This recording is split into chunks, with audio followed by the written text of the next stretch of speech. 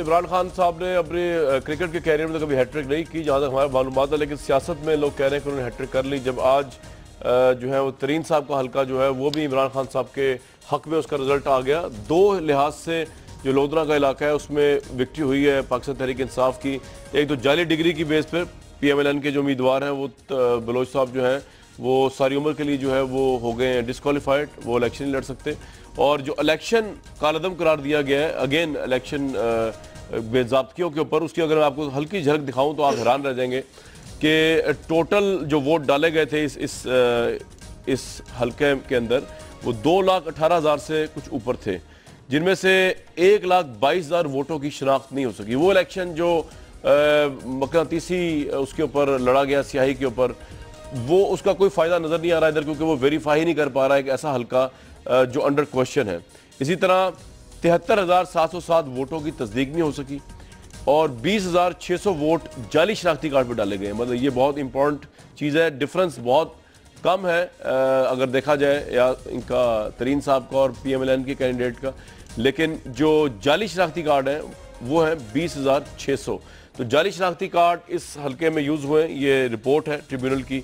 लेकिन उससे बढ़कर आज एक और बड़ी डेवलपमेंट हुई है कि PMLN ने ये कहा है कि शायद वो इन तमाम मामलात को अब सुप्रीम कोर्ट में लेके ना जाएं और तीनों सीट्स ख्वाजा साद रफ़ीक की और एयाज सादिक साहब की और ये जो तरीन साहब की है, यहाँ पर वो री इलेक्शन के लिए जाएंगे। तो सवाल ये भी उठता है कि जब इलेक्शन कमीशन की इस्लाहात नहीं हो सकी, इलेक्शन रिफॉर्म्स नहीं आ सकी, जब इलेक्शन कमीशन के मामले को लेकर हुकूमत और पॉलिटिकल पार्टीज खुद कहती हैं मुतनाज़ा है, इनके अंडर जो नेक्स्ट इलेक्शन होगा वो किस तरह ट्रांसपेरेंट हो सकता है?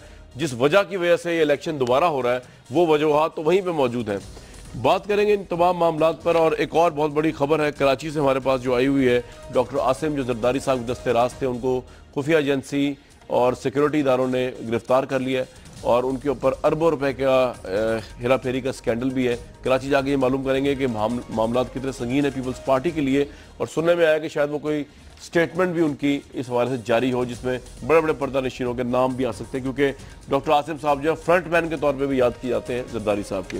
बेहद तलाल चौधरी साहब हैं, एजाज चौधरी साहब हैं और इफ्तिखार अहमद साहब हैं। इफ्तिखार साहब, अगर मैं आपसे स्टार्ट कर लूँ सर, ठीक है सब डिस्कस कर रहे हैं कि इमरान खान साहब ने तीनों विकेट उड़ा दी, लेकिन आप एक तो ये लोग जानना चाहेंगे, आप समझते हैं कि अगर आज री इलेक्शन हो जाए तो ये तीनों सीटें जो हैं इमरान खान साहब लेने की पोजीशन में होंगे या नहीं होंगे? और मौजूदा इलेक्शन कमीशन के अंडर इलेक्शन इस्लाहात के बगैर क्या मकसद रह जाएगा अगर इलेक्शन होता है दोबारा? इफ्तिखार साहब, कोई मकसद नहीं रहेगा।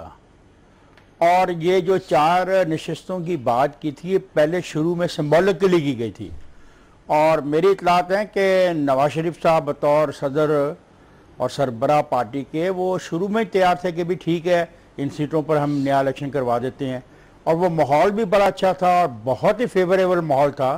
अब आप खुद सोचें पीछे जाके कि अगर उस वक्त ये बात मान ली जाती तो आज पाकिस्तान की फ़िज़ा कितनी अच्छी होती, यहाँ पे खिंचाई कोई ना होता, अपोजिशन की पार्टी में इमरान खान बैठा होता, जिन जायज़ चीज़ों पे वो हुकूमत की हमायत करता और जो गलत चीज़ें थी उस पर उनसे इख्तलाफ करता, तो पाकिस्तान सियासी तौर पे बहुत आगे चला गया होता। और इसी सियासत के साथ साथ पाकिस्तान मुआशी तौर पर भी बहुत आगे चला गया होता। जो वक्त ज़ाया किया गया धरनों में, जो पावर वहाँ पे ज़ाया की गई, ये ना होती सारा कुछ, और एक जमात अमच करके आ जाती। तो मैं तो ये समझता हूँ अगर इस पर 4 इलेक्शन हो भी जाए तो कोई फ़र्क नहीं पड़ता, नुकसान जो होना है वो हो गया। और आपने एक बड़ा बुनियादी सवाल जो उठा दिया भाई, जब आपने इलेक्टोरल रिफॉर्म पर इत्तफाक राय किया है, 33 अफराद ने नहीं किया है ना, असेंबली में इस पर डिबेट हो रही है, ठीक है, असेंबली जी सर अभी वो पास तो नहीं हुई, अभी तो डिबेट हो रही है, ठीक है। शायद कामन, एक मिनट कामन, जब आप मेरी बात को तस्लीम करके डायलॉग का आगाज करते हो तो फिर तुम मेरी बात से तस्लीम करते हो तो डायलॉग का आगाज करते हो ना? बिल्कुल। तो ये तस्लीम किया गया है कि इलेक्टोरल रिफॉर्म की जरूरत है और शिद्दत से जरूरत है, तो 33 रुकनी कमेटी काम कर रही है। अब उन रिफॉर्म से पहले अगर ये आप इलेक्शन करा लेंगे तो इनकी हैसियत क्या होगी? वही मसाइल खड़े होंगे जो अब हुए हैं। अब ये बहस होगी कि बेजाब्तगी थी या धांधली, फिर उसमें कहा जाएगा कि बेजाब्तगियां हुई हैं, अब ज्यादा होंगी।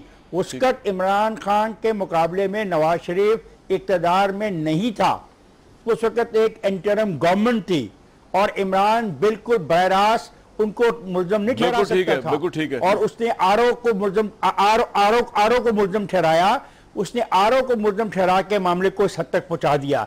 क्योंकि पैसा था उनके पास पैसा था।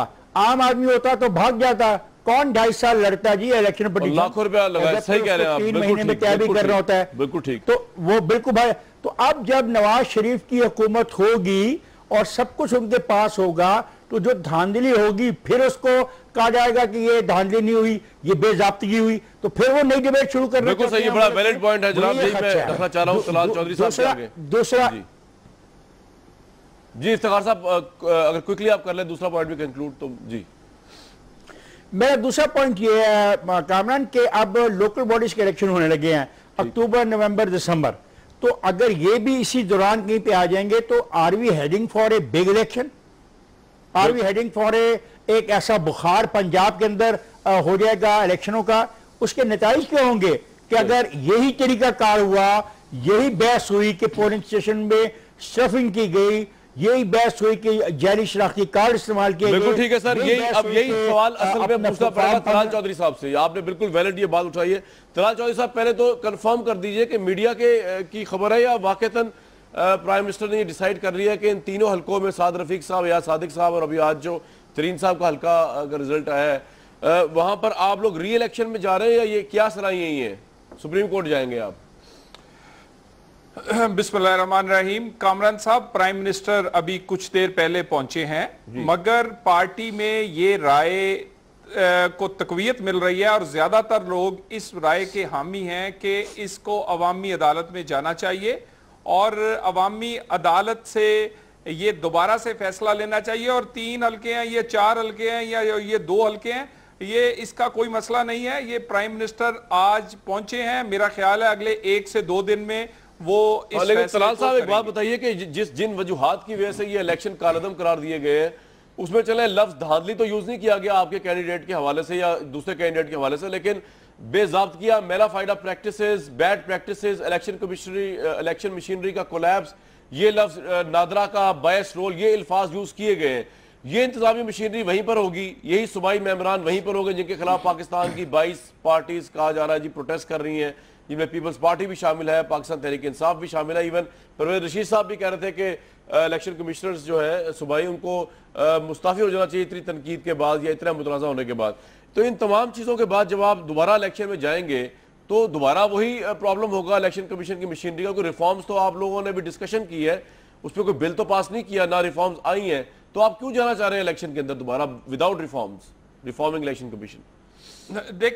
देखिए, ये जो इलेक्शन, ये जिस किसी की नाहली थी, ये इस तरह पोज किया जा रहा है और कहा जा रहा है और ये क्वेश्चन मार्क एक लगाया जा रहा है कि जो मैंडेट नून लीग का है, और ये नून लीग पर ये इस तरह इसकी बहस की जा रही जैसे ये हम के नून लीग ने कोई धांधली की जिस की वजह से वो इक़्तिदार में आए। तो इसके लिए अवाम से दोबारा राय लेना कोई गैर मुनासिब बात नहीं। साहब, मैं तो ये नहीं कह रहा ना आपसे, मैं आपसे ये नहीं कह रहा, मैं आपसे कह रहा हूं कि जिन वजूहात की वजह से इलेक्शन कमीशनरी के, मैं आपको ये तो नहीं कह रहा कि आपके कैंडिडेट ने धांधली की है, वो तो आपके ओपोनेंट्स कह रहे हैं ना आपको। मैं आपसे एक सवाल पूछ रहा हूं, लॉजिकल सवाल, कि मैं आपसे ये नहीं कह रहा कि आपके कैंडिडेट धांधली की है, मैं कह रहा हूं इलेक्शन कमीशन ने परफॉर्मेंस निल दिखाई है, तो वही इलेक्शन कमीशन के अंडर आप जब उन्हीं हलकों में दोबारा जाएंगे तो उस रिजल्ट का, उस इलेक्शन का क्या फायदा है?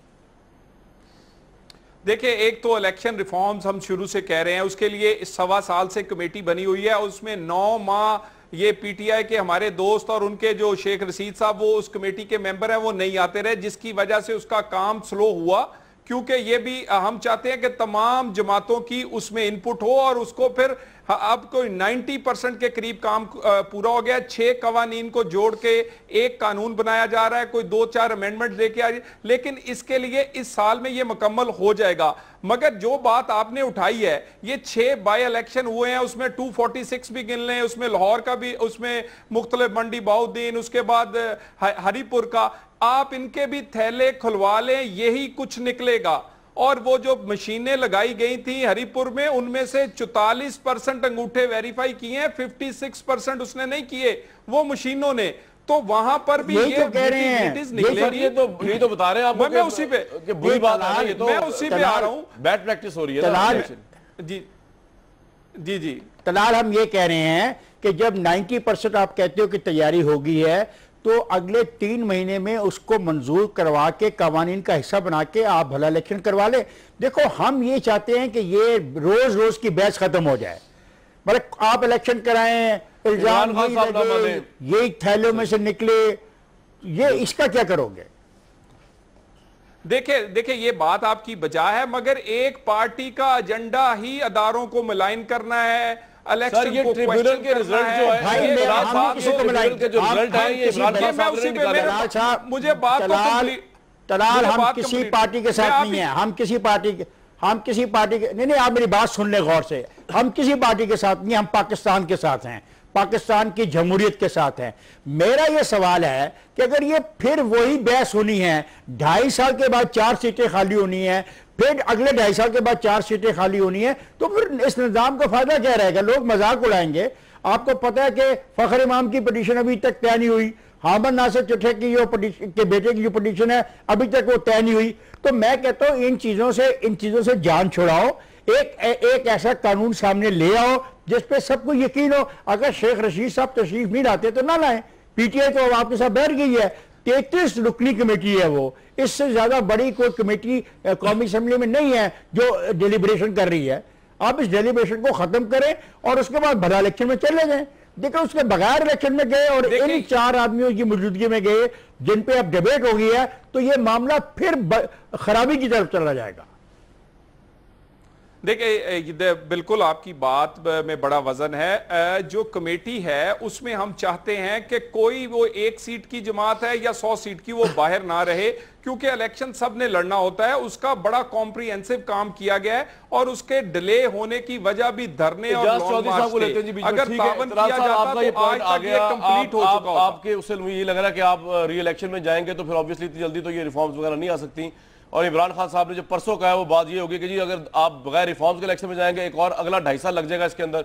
इजाज चौधरी साहब, नो विन सिचुएशन है, अगर इलेक्शन के अंदर चले जाते हैं आपको भी पता है आपके लिए जीतना बड़ा मुश्किल होगा। खासतौर पर अगर लोधरा की मैं बात करूं, 45,000 वोट तो नून लीग के थे, इसके अलावा इनकी अपनी बलोच साहब की बड़ी वहां पे फॉलोइंग है, तो इलेक्शन तो शायद आप ना जीत सके वहां पे। तो आप एक्सेप्ट कर लेंगे इस इलेक्शन कमीशन के अंडर अगर रेंजर्स तैनात होती है, इस कराची के इलेक्शन में हुई थी, बायोमेट्रिक सिस्टम लगाया था, आप एक्सेप्ट कर लेंगे इलेक्शन? बहुत शुक्रिया कामरान साहब। पहली बात तो यह है कि इलेक्शन में हार और जीत इतनी अहम नहीं है जितना अहम क़वायद व ज़वाबित, कानून और आइन है उसके ऊपर अमल दरामद करना है।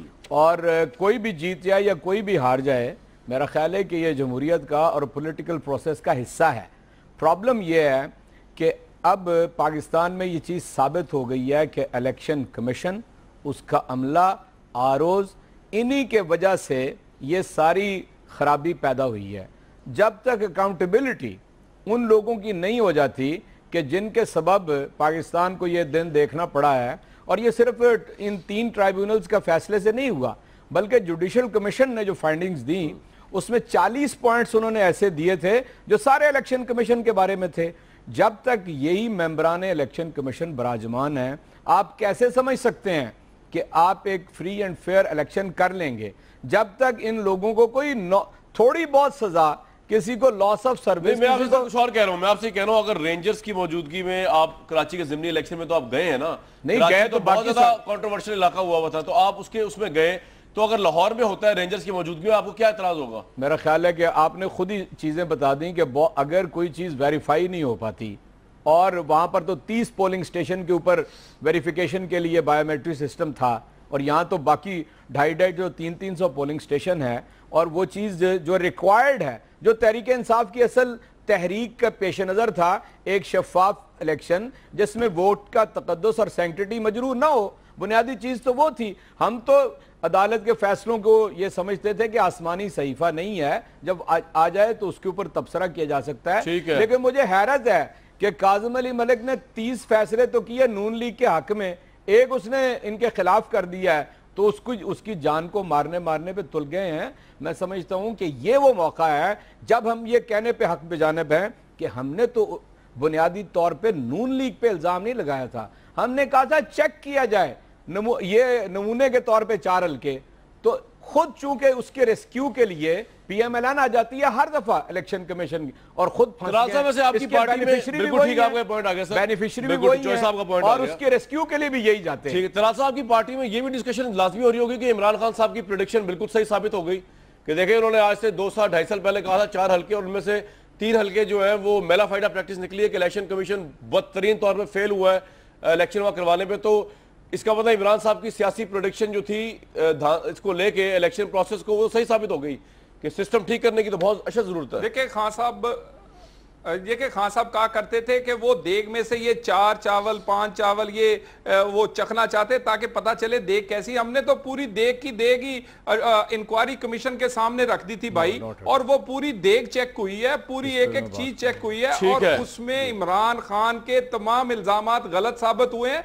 तो खान साहब की प्रोडिक्शन इंक्वायरी कमीशन ने गलत नहीं बल्कि बहुत गलत साबित की। हारून रशीद साहब ऐसा मौजूद है। हारून साहब, ये जो इलेक्शन के 3 रिजल्ट्स इमरान खान साहब के हक में आए हैं, उसके बाद प्राइम मिनिस्टर अगर ये फैसला कर रहे हैं कि वो री इलेक्शन में जाएंगे, ज्यादा चांसेस ये है कि शायद पीएमएलएन की गवर्नमेंट पीएमएलएन के कैंडिडेट जीत जाए। आपका तजिया क्या है overall sir, at the end किसको फायदा होगा? इन 3 सीटों पे जी, इन 3 सीटों पे ये आप कैसे कह सकते हैं कि नॉन लीग के उम्मीदवार जीत जाएंगे? जरूरी नहीं है जीते, जिसके उम्मीदवार अच्छे होंगे और जिसकी स्ट्रेटेजी अच्छी होगी। देखिए नॉन लीग को यह हासिल है कि सियासी तजुर्बा ज्यादा है और उनकी लीडरशिप जो है वो समझती है और कैंपेन अच्छी चलाती है, मीडिया में उनका रसूख ज्यादा है। इमरान खान के पास वर्कर ज्यादा है, इस वक्त उन्हें नफसियाती बालतरी हासिल है। वो सही स्ट्रेटेजी बनाए तो वो भी जीत सकते हैं। हुकूमतों से वैसे भी लोग खुश नहीं होते। देखिए 2 बातें वाज़ेह हैं, इसको गलत मबस किया जाता है, कंफ्यूज किया जाता है। एक ये है कि अब क्या एक मुनज़्ज़म मंसूबे के साथ धांधली हुई, उसका जवाब दे दिया जुडिशल कमीशन ने, नहीं हुई। बाई एंड लार्ज मैंडेट यही रहता, ये सही बात है। और ये सब कोई ठंडे दिल से गौर करे बेतासुबी के साथ तो यही नतीजा निकलता है। लेकिन दूसरी तरफ बात सीटों पे धांधली हुई है यार। 20,000 वोटरों के शनाख्ती कार्डों के नंबर गलत लिखे हो, ये कोई काबिल फहम बात है? 200-300 हो सकते हैं, 20,000 अगर गलत है तो ये प्लान्ड है। इसी तरह याद सादक के हल्के में प्लान्ड था, 6,000 वोटर थे जिनके नंबर नहीं थे। इसी तरह साद रफीक साहब के हल्के में, साद रफीक बहुत समझदार आदमी है, उन्होंने ठीक कहा था कि भाई इलेक्शन दोबारा मुझे जाने दें वोटरों के पास। उस वक्त वो जीत सकते थे, वो अब भी जीत सकते हैं। अहमद खान तो वोटरों से मिलते ही नहीं, लेकिन याद सादक से इमरान खान हार जाए यार, ये इंसानी अक्ल मानती है। हारून साहब लाहौर का हीरो है, बिल्कुल नहीं जीत सकता। हारून साहब, मैं इस बुनियाद पे कह रहा था कि गलत हो सकती है, मैं ये नहीं कह रहा, मेरी राय ही सही है। मैं आपसे हम कराएं से देख रहे हैं, इसी तरह वो नहीं हार सकता। मैं इस बुनियाद पे कह रहा था, नून लीग ने, पाकिस्तान तहरीक इंसाफ ने कुछ 7 से 8 ज़िमनी इंतखाब हारे हैं, अपने इलाके हरिपुर में हार गए। मैं इस बुनियाद पे कह रहा था कि ज़िमनी इंतखाब की परफॉर्मेंस बड़ी पैथेटिक रही है पाकिस्तान तहरीक इंसाफ की, ख्वाह रेंजर्स के अंडर ही। यार वो तो मेरा भी गलत हो सकता है, तजिया किसी का भी गलत हो सकता है। मैं ये नहीं कह रहा मेरी ही राय दुरुस्त है, मुझे शवायद से ऐसा लगता है। ठीक है ना, ठीक है। मुझे ऐसा नहीं लगता कि जहांगीर तरीन हार सकता है, इमरान खान दोबारा हार सकता है, साद रफीक जीत सकता है, मुझे ये लगता है जो करायन है। जी इफ्तिखार साहब, हारून साहब साथ ही रहिएगा। जी इफ्तिखार साहब, हारून साहब साथ ही रहिएगा प्लीज। मैं ये साफ कहना चाहता हूं, जब तक इलेक्टोरल रिफॉर्म्स नहीं होती, ये चारों इलेक्शन कमीशन घर नहीं जाते। इस तमाम खराबी के पीछे जो कोई भी इलेक्शन कमीशन ऑफ पाकिस्तान में था वो जेल में नहीं भेजा जाता। जो अरबों रुपए इस पर लगाए गए इसको दुरुस्त करने के लिए 2013 के इलेक्शन में उस रकम का इल्म नहीं होता। तमाम वो लोग जिन्होंने गैर जिम्मेदारी का सबूत दिया उनको पनिशमेंट नहीं होती। ये मजाक जारी रहेगा। और अगर आप इसको बचाना चाहते हैं तो ये संजीदगी का वक्त है। एक और फिर एमक्यूएम के इस्तीफे, फिर एमक्यूएम का मुतालबात, फिर यहाँ पे लोकल बॉडीज के इलेक्शन, फिर सिंध में लोकल बॉडीज के इलेक्शन। तो आप सोच लें कि आप क्या करने जा रहे हैं। और अगर फिर सारे लोकल बॉडीज के इलेक्शन के बारे में यही हंगामा हुआ तो माफ कीजिएगा, वो हंगामा कौमी सतह का हंगामा होगा, वो छोटा हंगामा नहीं होगा। वो एक कॉन्स्टिट्यूंसी या 2 कॉन्स्टिट्यूंसी तक महदूद नहीं रहेगा। वो होने 8,000 के करीब पोलिंग स्टेशनों के ऊपर इलेक्शन। और उसमें लाखों लोग शामिल होंगे। यहाँ पे तो 86 लाख वोट मिल गए, एक पार्टी को 1.25 करोड़ एक को मिल गया, उसमें इससे भी ज्यादा वोट पड़ेंगे। और गली गली महल्ले महल्ले जाना है क्विकली, बड़ा इंपॉर्टेंट पॉइंट आपने उठाया, इस पे भी मजीद बात करेंगे, लेकिन कराची भी लेके जाएंगे व्यूअर्स आपको, और आपको बता रहा हूं बस, कराची भी लेके जाएंगे। और अब बहुत बड़ी डेवलपमेंट है, पीपल्स पार्टी के अहम तरीन मोतमद खास जरदारी साहब के डॉक्टर आसिम साहब जो है, उनको तफ्तीश उनसे हो रही है, उनको गिरफ्तार कर लिया गया, वो हिरासत में है। असल मामला क्या है ये कराची से पता करेंगे, और वापस इसी प्रोग्राम में आते हैं क्विक ब्रेक के बाद।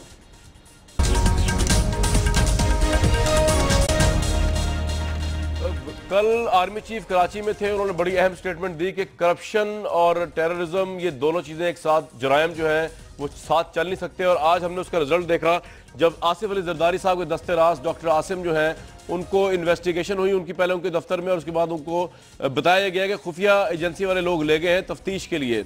रेहान हाशमी साहब, डॉक्टर आसिम साहब का मामला क्या है, इनको कौन लोग ले गए हैं? खुफिया एजेंसी ले गई है, रेंजर्स ले गई है, नैब वाले ले गए, और इन पे इल्जामात क्या हैं जनाब? देखिए, इल्ज़ाम तो बड़े संगीन हैं कामरान, और सबसे बड़ी बात यह कि पीपल्स पार्टी के सबसे अहम रुकन है, जैसे कि आपने खुद कहा कि साबिक सदर आसिफ जरदारी के करीबी दोस्त और उनके इंतहाई मोहतरम खास हैं, और इनकी गिरफ्तारी के बाद पीपल्स पार्टी काफ़ी परेशान है। वो हैरान है कि आसिम हुसैन, क्योंकि काफ़ी राज अपने पास रखे हुए हैं, इसमें आसिफ अली जरदारी समेत पीपल्स पार्टी की जो सिंध में कारस्तानियाँ हैं, ज़मीनों पे हवाले से लेकर LNG के ठेके से लेकर तमाम अहम बातें आसिम हुसैन जानते हैं। वो काफ़ी परेशान है। तहकीकाती इदारे इनको सुबह 11:30 बजे, इनके ये हायर एजुकेशन कमीशन के चेयरमैन हैं, बहुत ही ताकतवर शख्सियत समझे जाते हैं सिंध में। इनके पास ना कोई वजारत थी, ना कोई सैनिटर की शिफ्ट, इनके बाद वहाँ रिटायर हो गए थे, उसके बाद ना ये MNA थे ना MPA, लेकिन सबसे ज़्यादा ताकतवर अब समझे जाते हैं डॉक्टर आसिम हुसैन, काफ़ी करीबी दोस्त हैं। ये बात सही है कि ये राजदार हैं जरदारी साहब के, बहुत चीज़ों के फ्रंटमैन भी रहे हैं। रेहान साहब, ये बात सही है, उनके फ्रंटमैन भी रहे हैं और बड़े राजदार हैं डॉक्टर आसिम। देखिए, ये सही नहीं, बल्कि बिल्कुल ऐसी है, और काफ़ी अहम गिरफ्तारी, इसी वजह से तो पीपल्स पार्टी परेशान है। अगर डॉक्टर आसिम हुसैन ने मुंह खोला तो लाइनें लग जाएंगी उन अफराद की जिन्होंने कराची में करप्शन, जैसे कल आर्मी चीफ ने कहा, करप्शन, दहशतगर्दी और इनके गठजोड़ करने वाले अफराद पकड़े जाएंगे। तो ये बात साबित हो गई है कि आज डॉक्टर आसिम हुसैन ने हिरासत में लिया है, इनसे पूछताछ शुरू कर दी गई है, और सबसे अहम गिरफ्तारी है डॉक्टर आसिम हुसैन की, क्योंकि अरबों रुपए के ठेके दिए हैं। अभी थोड़ी देर पहले हम आपको बताएं कि डिप्टी मैनेजिंग डायरेक्टर सुई सदरन गैस को भी हिरासत में ले लिया गया है। शोएब वारसी उनका नाम है, जो आसिम हुसैन की सिफारिश पर सुई गैस में भर्ती उनके ट्रांसफर पोस्टिंग होती थी, और आप देखिए तसलसल का सिलसिला चल गया है, और ऐसा लगता है आइंदा चंद दिनों में मजीद अफराद की फहरिस्त मुरतब की जाएगी, और मजीद अहम इंकशाफात और कई ऐसे नाम सामने आएंगे कि मीडिया और सियासतदान हैरान न जाएंगे कि ऐसे भी अफराद हैं जिन्होंने गंगा में हाथ धोए। बहुत शुक्रिया रेहान हाशमी साहब। हारून रशीद साहब, कितना बड़ा ये पैगाम है पाकिस्तान पीपल्स पार्टी और दूसरे सियासतदानों के लिए, डॉक्टर आसिम को आज जो अरेस्ट कर लिया गया है? देखिए, ये अचानक किया जाने वाला फैसला नहीं है। आपको याद होगा, मैं लिख चुका हूँ 3-4 हफ्ते पहले, मजीद बड़े वाकयात होंगे, मजीद गिरफ्तारियां होंगी, उस पे फौज पीछे हटने का कोई इरादा नहीं रखती, उसके पास मैंडेट है, उसे कहा गया है। देखिए, टेररिस्ट फाइनेंसिंग जो है वो कैसे होती है, जो जब लोग नाजायज पैसे कमाते हैं, टेररिस्ट उनसे अपना हिस्सा मांगते हैं और ये उनको देते हैं। और ये जो है सिर्फ फ्रंटमैन नहीं, उनके नहायत आलीशान किस्म के करप्ट हैं, और अपनी जहानत पे इन्हें बड़ा नाज है।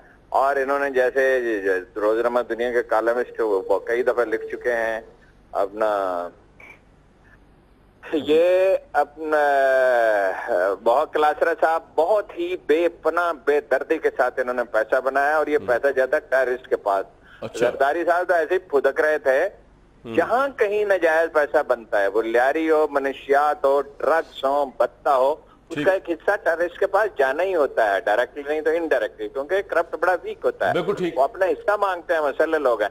इसमें वापसी का कोई सवाल नहीं, इसमें नवाज शरीफ उनकी कोई मदद नहीं कर सकते, ना MKM की ना उनकी। बिल्कुल ठीक है, बिल्कुल ठीक है। सर सादर इफ्तिखार साहब, कितना बड़ा लम्हा फिक्रिया है जरदारी साहब के लिए, अगर डॉक्टर आसिम साहब जो है वो बड़े बड़े कन्फेशंस कर देते हैं जिनमें पीपल्स पार्टी और उनकी क़यादत आ जाती है घेरे में करप्शन को लेके? देखिए भाई, बात ये तो बड़े बड़े कन्वेंशन की बात कर रहे हैं, और मेरा उस्ताद मोहतरम कह रहे हैं कि ये सारा भत्ते के पैसे दहशतगर्दों के पास जाते हैं। मैं तो उसको भी करप्ट समझता हूँ जो अपनी जाहिर करदा आमदनी से ज़्यादा इस्तेमाल करता है, मैं तो उसको भी बेईमान समझता हूँ और उतना ही मुजरम समझता हूँ रियासत का जो अपना टैक्स जमा नहीं कराता। मैं हर टैक्स चोर को बेईमान समझता हूँ। ठीक है, तो ये तो आसम वगैरह तो खास लोग थे, ये तो वो लोग हैं जिन पर हाथ डालने का तस्वर नहीं किया जा सकता था। काश इनको कोई सजा हो जाए और सजा भी ज्यादा ना हो, यही कोई 10-1 साल के लिए इनको सी क्लास दे दी जाए और जेल बनाई जाए। साहब के खिलाफ भी ये इनकी अरेस्ट जा सकता है। असल सवाल जो लोग कर रहे हैं ना कि क्या जरदारी साहब के खिलाफ भी अगर वो ऐसे असल सवाल का जवाब, यार ये सब लोग बेचैन है जरदारी को गिरफ्तार करने में। 9 साल गिरफ्तार कर लिया तो भाई वो तो हीरो बन के आ गया। और इन्हीं के लिखने वालों ने उसको मर्दे हुर का खिताब भी दे दिया। मैं इस बहस पे नहीं जाना चाह रहा, मैं एक तजवीज देना चाह रहा हूं, एक अच्छी सी जेल बनाई जाए, सी क्लास की। सी क्लास की जेल बनाई जाए, इन तमाम लोगों को सी क्लास की जेल में रखा जाए। ठीक है, इनकी जगहें जब्त की जाए। और मैं ले रहा हूं आपकी राय सर, 1 मिनट सिर्फ। नहीं, मेरी तजवीज है भाई, मुझे तो राय पूरी कर लेने दो। कर ले मेरी राय बुरी लग गई सी क्लास की। ठीक है, इनको सी क्लास जेल में रखा जाए। ठीक है, जायदादें जब्त की जाएं तमाम गैर मुल्कों में जहां हमारे अताशी बैठे हैं, सफीर बैठे हैं, उनसे पूछा जाए कि उनके इल्म में क्या है। अगर वो कहें कि उनके इल्म में इनके पैसों के बारे में कुछ नहीं, उनको भी बुलाया जाए, उनको भी सी क्लास में रखा जाए। और उन हुकूमतों से नहीं एक सुने, अब डर क्यों रहे हो यार, और उन हुकूमतों से कहा जाए ये पैसा पाकिस्तान के अवाम का है, बिल्कुल ठीक है, ये वापस किया जाए। और अगर उन्होंने कह दिया कि सारा पैसा तो मैंने जरदारी साहब को दिया, तो फिर वापस कौन लेके आएगा? वो तो मुल्क से बाहर गए हुए हारून रशीद साहब। तो जरदारी साहब ऑलरेडी हीरो बन चुके हैं। अगर ये रियासत ऐसे मुल्जमान को गिरफ्तार नहीं कर सकती तो फिर इसको रियासत कहने का ठीक है सर, ठीक है, लेकिन आर्मी चीफ ने कहा था मास्टरमाइंड को पकड़ेंगे। मास्टरमाइंड कौन है? हारून रशीद साहब, ये तो फ्रंटमैन है सिर्फ। पकड़े आसिम साहब, पकड़े मास्टरमाइंड को, पकड़े जी हारून साहब, पकड़े मास्टरमाइंड को। कौन रोक रहा है? कौन रोक रहा है? कामरान मास्टरमाइंड ये सारे ही हैं। इनका सरपरस्त पीपल्स पार्टी में है जरदारी साहब और एमक्यूएम में है अल्ताफ हुसैन। ये है असल मुजरम और ये फुदकते बहुत हैं इतने जराइम के बावजूद, इसलिए कि अब तक कामयाब रहे हैं। ठीक है, लेकिन मैं बिल्कुल इनकी तजवीज से एग्री करता हूँ कि आउट ऑफ बॉक्स भी ये नहीं, ये एक अलग जेल बनानी पड़े, इनके लिए बनानी चाहिए। इनकी माफी का क्या सवाल है? देखिए, इस मुल्क में 6000 अरब टैक्स जमा होना चाहिए, 2500 अरब होता है। ये सारे जराइम पेशा, मैं इफ्तिखार साहब से एग्री करता हूँ। जो टैक्स नहीं देते रियासत को तो जराइम पेशा ही है ना। हमें भीख मांगनी पड़ती है, खारजा पॉलिसी यरगमाल रखनी पड़ती है, हमारे पास इंफ्रास्ट्रक्चर तक के लिए पैसे नहीं होते। तो ये मैं तो तजवीज ये दे रहा था कि इस तरह की अगर जेल बनाई जाए तो इफ्तिखार साहब को उसका इंचार्ज बना दिया। अच्छा, यानी कि जिसमें जरदारी साहब भी हो, जिसमें पीपल्स पार्टी के दूसरे लोग भी हो। नहीं, एक कितनी बदकिस्मती है कि एक बेईमान शख्सियत को यूनिवर्सिटी में इनवाइट किया जाता है फॉर लेक्चर। और यार ये क्या रियासत है, ये क्या मुआशरा है? बस आपको इंचार्ज मामला ठीक होंगे, वो ये कह रहे हैं। मैं जाऊँ तलाल साहब, तलाल साहब, ये जो आपकी हुकूमत की सरकर्दगी के अंदर ऑपरेशन जारी है कराची के अंदर, ये आपको आर्मी ने या आर्मी चीफ जब आए थे कल, आप लोगों को बताया कि अब इस तरह भी होगा, पॉलिटिशियंस के फ्रंटमैन या पॉलिटिशियंस, हाई प्रोफाइल पॉलिटिशियंस पे हाथ पड़ेगा और आप एग्री करते हैं और आपके भी किसी बंदे पे हाथ पड़े तो आप कहेंगे बिल्कुल ठीक हुआ है जो आज डॉक्टर आसिम साहब के साथ हुआ है? तलाल साहब, एक तो कामरान साहब आर्मी चीफ वो बड़े मोहतरम हैं, वो बताया नहीं करते, बताते हमेशा प्राइम मिनिस्टर हैं, पॉलिसी प्राइम मिनिस्टर की होती है। यहाँ पर अगर तब्दील हुआ है तो प्राइम मिनिस्टर हुआ है, यहाँ बाकी अदारे चीजें वही हैं। यहाँ पर अब ज़रबे अज़मी कामयाब है, कराची में भी अमन हुआ है, पूरी दुनिया कह रही है। यहाँ पे इकोनॉमी के इंडिकेटर्स भी अच्छे हैं, यहाँ पे करप्शन के अब वो स्कैंडल्स नहीं। तलाल साहब, ये डॉक्टर आसिम की गिरफ्तारी प्राइम मिनिस्टर ने सजेस्ट की है अपनी इंफॉर्मेशन की बेस पे आर्मी चीफ को। मेरी बात कंप्लीट हो लेने देखिए कामरान साहब, अपनी मतलब का बयान ना मुझसे। मैं पूछ रहा हूँ आपसे, आप कह रहे हैं कि प्राइम मिनिस्टर बताते हैं आर्मी चीफ को, तो ये जो सिक्योरिटी दारों ने उठाया उनको प्राइम मिनिस्टर ने क्या उठा ले उनको, डॉक्टर आसिम को? मेरी बात पूरी हो लेने देना, मैं वो पूछ रहा हूं, क्लेरिफिकेशन हो जाए लोगों के लिए। हाँ जी, मेरी बात सुने भाई मेरे। करप्शन और यहाँ ला कानूनियत वो बेशक दहशत गर्दी है, ये हमारा मैंडेट था और एनर्जी क्राइसिस हमारा मैंडेट था। आज तमाम चीजों में इकोनॉमी समेत बेहतरी है और ये प्राइम मिनिस्टर का क्रेडिट। एक मेहरबानी करें आप सब, 8 घंटे लाइट नहीं आती, 8 घंटे लाइट नहीं आती और बिजली का बिल ऐसा है कि आदमी का रोने को जी करता है। इफ्तिखार साहब, मैं इस पे भी आपसे पूरी बात करूंगा, मेरी बात जरा ये एक मेहरबानी आप नहीं, कोई बात नहीं करो, सिर्फ आसम के बारे में बताओ। आसम को बचाओगे या नहीं बचाओगे? और ये जो बचा सकते भी हो या नहीं बचा सकते, किसको बचाने के लिए कर रहे हो? नहीं, एमकेएम से डायलॉग किस चीज का कर रहे हो? तलाल भाई, बात ये है, तलाल साहब बात तो करने दें, आप बात करें। अब आपसे जो सवाल पूछे वो आपने घुमा दिया उधर से उधर। सवाल ये था कि आपने कहा जी प्राइम मिनिस्टर बताते हैं आर्मी चीफ को ये कर रहा है, तो आसिफ साहब की गिरफ्तारी प्राइम मिनिस्टर ने या गवर्नमेंट ने सजेस्ट की है या फौज का रेंजर्स का अपना इनिशिएटिव है? मैं ये पूछ रहा हूं आपसे, सिर्फ कितनी देर से आप नहीं बता रही हैं? देखिए प्राइम मिनिस्टर, देखिए यहां पर करप्शन हो, यहां पर दहशतगर्दी हो, पाकिस्तान की इकोनॉमी हो, पाकिस्तान का एनर्जी, तो प्राइम मिनिस्टर बताते हैं, ठीक है। मैं इजाज साहब के पास जाऊंगा। इजाज साहब, प्राइम मिनिस्टर बताते हैं। एक बात मुझे बात पूरी करने दें, मुझे बात पूरी करने दें।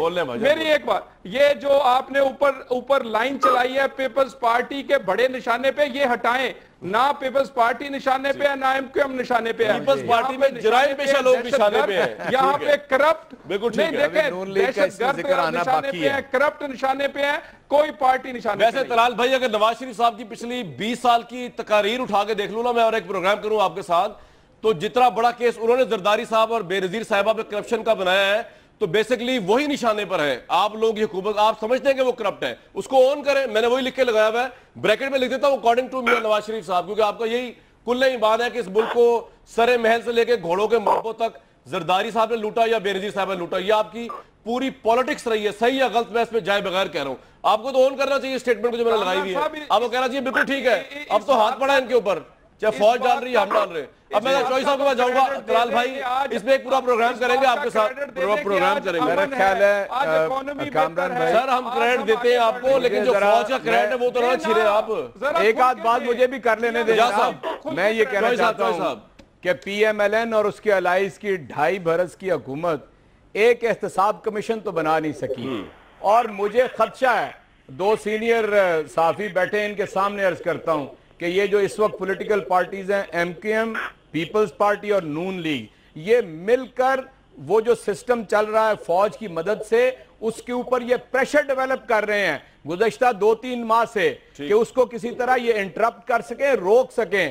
पहले बढ़के मार के जरदारी साहब चले गए, फिर हेट स्पीचेस की अल्ताफ हुसैन ने, उसके बाद नून लीग के 6 वज़रा ने फौज के ऊपर पल पड़े थे, फिर एक इन्होंने कुर्बानी दे के तो अपने आप को जरा बैलेंस किया। इसलिए मैं समझता हूं कि आज खुर्शीद साहब ने एक बयान आज दिया आसम हुसैन की, कहा है कि ये सियासी इंतकामी कार्रवाई है, और इसी तरह उन्होंने कासिम ज़िया साहब के बारे में कहा था। मैं ये समझता हूं कि इन तमाम सियासी जमातों से होशियार रहना चाहिए पूरी कौम को। बिल्कुल ठीक है, वापस ये जो रास्ता चला है ये खोटा ना हो जाए। वापस आएंगे तो बहुत बड़ा इशू है। पाकिस्तान के वो क्रिकेटर जिन पे स्पॉट फिक्सिंग इल्जाम थे, चार्ज फ्री हो गए, लेकिन पाकिस्तान का क्रिकेट बोर्ड उनको वापस नहीं ले रहा।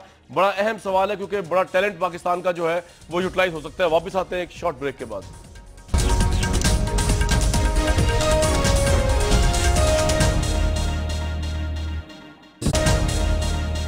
कुछ साल पहले पाकिस्तान के स्टार क्रिकेटर्स आमिर, सुलमान, आसिफ, इन पे पाबंदी लगी, स्पॉट फिक्सिंग का इशू। तो हमने भी प्रोग्राम्स किए और हमने बहुत ज़्यादा लिताड़ा भी प्लेयर्स को कि उनको ये नहीं करना चाहिए था, लेकिन हर जुर्म की एक सज़ा होती है और सज़ा उन्होंने भुगती, और उसके बाद इंटरनेशनल क्रिकेट के दरवाजे उनके ऊपर खोल दिए गए हैं 1 सितंबर से।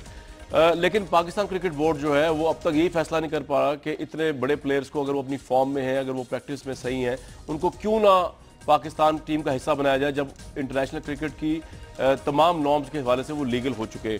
तलाल चौधरी साहब से पूछेंगे, लेकिन सबसे पहले हमारे साथ legendary star cricketer Abdul Qadir साहब मौजूद। अब्दुल कादिर साहब, बहुत वार्म वेलकम, हमारे लिए बड़ा ऑनर की बात है, आप तशरीफ लाए इधर। ये बता दीजिए कि अब कोई लीगल हिच भी नहीं है, और आप समझते हैं एज अ स्पोर्ट्समैन इनका ये राइट है आमिर, सुलमान और आसिफ का कि क्रिकेटर्स को ज्वाइन करें या ना करें क्रिकेट को ज्वाइन, परफॉर्मेंस बेस्ड? जी देखिए, असल में पाकिस्तान में इस पर 2 किस्म की डिबेट होगी। कुछ लोग होंगे वो कहेंगे जी इसको बिल्कुल जी बंद कर दें, और कुछ लोग ऐसे होंगे कि जो अल्लाह पाक से डरते हैं और वो कहते हैं यार सुन्नत परवरदिगार है, किसी को माफ़ कर दें। ठीक है।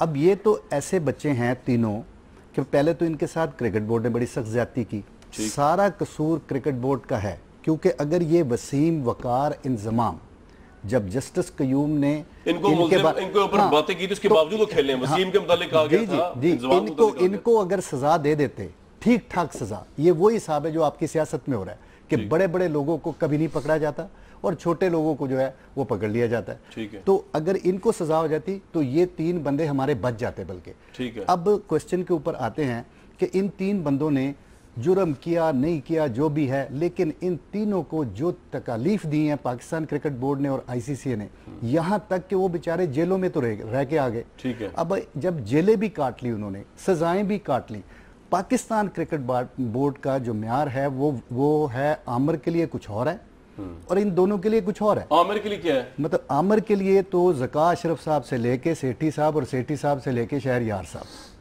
ये सब चाहते हैं कि आमिर तो किसी ना किसी तरीके के साथ पाकिस्तान खेल ले, लेकिन इन दोनों को अभी तक उन्होंने वो तकलीफें दे रहे हैं, सलमान को और आसिफ को, वो उनकी लाइकिंग में नहीं है। तो मकसद कहने का यह है कि मैं पहले दिन से एक स्टेटमेंट दे रहा हूं कि ये तीनों के साथ एक जैसा सलूक करो। या लेकिन सर आपके ख्याल में इन तीनों की फॉर्म्स भी एक जैसी है, सलमान भट्ट की, आसिफ की, और तीनों ने जस्टिफाई किया कि इंटरनेशनल लेवल के ऊपर अपना अपना मुकाम रखते हैं। बल्कि अगर आप देखें कि आसिफ तो उसने जितना अच्छा नया बॉल किया किसी बॉलर ने आज तक नहीं किया। ठीक है। अमर बहुत अच्छा था। सलमान भट्ट जो है उसने एक एंड 5-7 साल संभाल के रखा एज ए ओपनर, फिर जब वो कैप्टन बना, वो पढ़ा लिखा लड़का है, वो कैप्टन बना तो उसने इंग्लैंड के अंदर ऑस्ट्रेलिया को भी जीत लिया और उसने इंग्लैंड के अंदर ही इंग्लैंड को जीत लिया। तो उसकी जो एबिलिटी है, जिन तीनों की जो टैलेंट है। मैं अब यही बात तलाल साहब से पूछ लूंगा। तलाल चौधरी साहब, ऑब्वियसली मुझे पता है आपका स्पोर्ट्स से उसका ताल्लुक, लेकिन आप गवर्नमेंट का हिस्सा है। अगर आपसे ये हम जानना चाहें कि PCB जो है, इस बारे में आपके ख्याल में हिकमत अमली क्या हो सकती है? मतलब अगर ये पाकिस्तान क्रिकेटर्स जो पाबंदी उठ गई है, तो आपको लगता नहीं इनका राइट होना चाहिए ये PCB इनको ट्रायल्स में बुलाए और इनको क्रिकेट खेलने की आजादी हो पाकिस्तान में? तलाल साहब। कामरान साहब, एक सबसे पहले तो आप भी ऑलराउंडर हैं, एक ही प्रोग्राम में धांधली, करप्शन और खेल आपकी भी कमाल है। आपकी जो बात है इस पे एक तो PCB को बिल्कुल गौर जरूर करना चाहिए, लेकिन मैं आपकी इस बात का प्राइम मिनिस्टर के नोटिस में लाऊंगा ताकि अगर ये इन लड़कों के साथ इंसाफ हो सके और वो PCB को ये हदायत करे कि इनके साथ कोई ऐसा नारवा अलग-अलग सलूक ना हो। आपकी इस बात को, क्योंकि वो पैटर्न एंड चीफ हैं, वो अमल दखल नहीं करते डायरेक्टली, लेकिन वो PCB के इन चेयरमैन साहब के नोटिस में लाएं कि इनसे सलूक एक जैसा सबसे करना चाहिए, ना कि अलग-अलग। राइट। तलाल साहब, ये बड़ी जबरदस्त बात उन्होंने कही कि प्राइम मिनिस्टर तक ये बात पहुंचाएंगे अब्दुल कादिर साहब, तो उम्मीद रखते हैं कि आइंदा आने वाले दिनों में इस पर कोई डिसीजन लिया जाएगा। और आप मुझसे एग्री करेंगे अब्दुल कादिर साहब, परफॉर्मेंस बेस्ड होना चाहिए, ना कि सिंपैथी बेस्ड। नहीं, देखिए सारी सजाएं उन्होंने काट ली है ना, अब इनको डायरेक्ट फर्स्ट क्लास खेलने दो। ये नहीं कि आमिर तो फर्स्ट क्लास खेलेगा और ये दोनों नहीं खेलेंगे। नहीं, वो तलाल साहब ने कह दिया प्राइम मिनिस्टर तक चीफ पैटर्न पहुंचाएंगे। ने बहुत अच्छी बात की है, और अगर इन्होंने पहुंचा दिया नवाज शरीफ साहब तक ये पैगाम, तो ये बहुत मेहरबानी क्रिकेट। तलाल साहब पहुंचाएंगे। तलाल साहब, बड़ा शुक्रगुजार हूं आपका मैं कि अगर आप ये पैगाम इस तरह पहुंचाएंगे, क्योंकि हमारे स्टार्स हैं ऑब्वियसली, और अब हर सजा का एंड तो होता ही है, तो इन्होंने काफी ज्यादा भुगत ली है। व्यूज, आज का ये प्रोग्राम है, हम आपकी फीडबैक हमेशा हमारे लिए बड़ी इंकरेजिंग रहती है। कल तक के लिए हमें दें इजाजत।